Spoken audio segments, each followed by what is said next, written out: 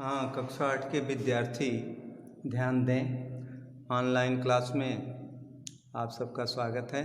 प्यारे बच्चों, ये पेड़ों के संग बढ़ना सीखो, इसका व्याख्या अर्थ आपको बता दिया गया। अब आपके पाठ में कुछ अभ्यास प्रश्न हैं, इन्हें हम आपको पढ़ते हुए चलेंगे और बताते चलेंगे। आप ध्यान दें। कुछ करने को प्रश्न है आपका, कुछ करने को। पेड़ में पानी डालते हुए माली का चित्र बनाइए और रंग भरिए। इसे आपको एक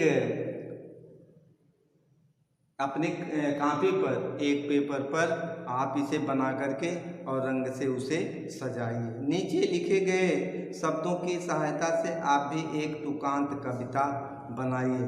खोना, रोना, काट, बाट, हरा भरा, ये सब जैसे उसमें किताब में है, आप कविता पढ़े उसी प्रकार से आपको एक 2 लाइन का दोहा या कविता बनाना है।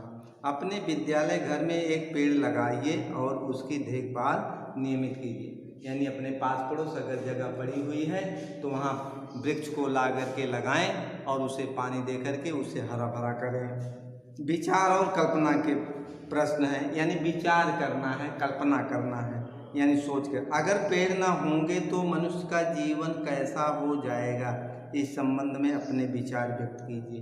अर्थात अगर पेड़ पौधे वनस्पतियाँ नहीं होंगी तो पृथ्वी पर जीवन जीना दुर्लभ हो जाएगा। तो ये हो गया। यदि पेड़ पौधे बोलने लगे तो वह अपनी कौन सी समस्या बताएंगे? यही कि उन्हें जब वह फल देते हैं तो उस पर डंडे, चीका इत्यादि चला करता है, और जब फलदार वृक्ष नहीं होते हैं, वह बड़े हो गए तो उन्हें काट दिया जाता है। तो अपनी इस प्रकार की पीड़ा को वह व्यक्त कर सकता है। कविता से देखें, इसमें बहुत दिनों से सोच रहा था, थोड़ी सी धरती पाऊँ से कवि का क्या आशय है।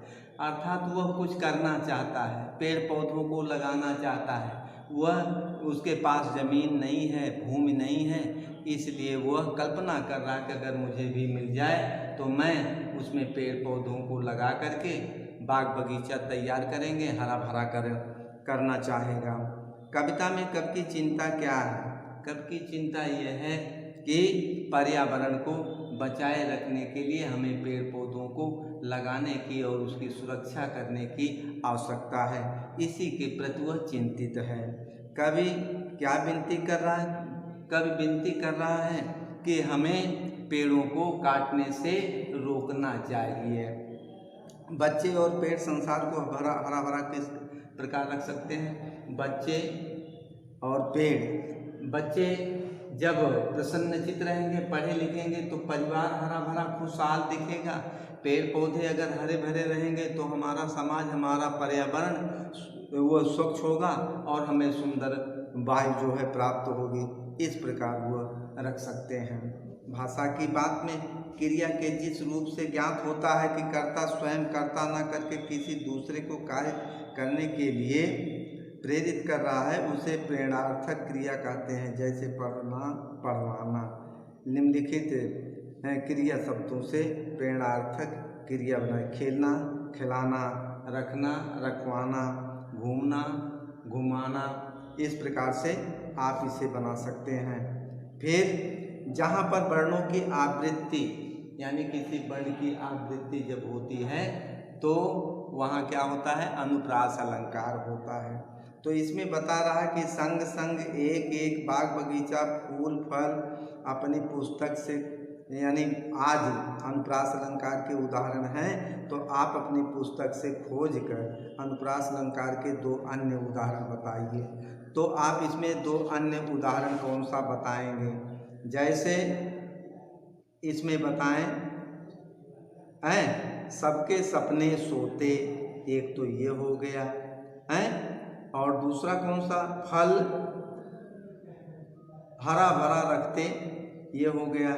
इस प्रकार से आप 2 ये आप लिख सकते हैं। आपका ये पाठ समाप्त हो गया। इसके बाद अगला पाठ कल हम पढ़ेंगे, अपराजिता। इसे आप पढ़ लीजिएगा। अगर कहीं कोई समस्या है तो मुझे बताइए। धन्यवाद।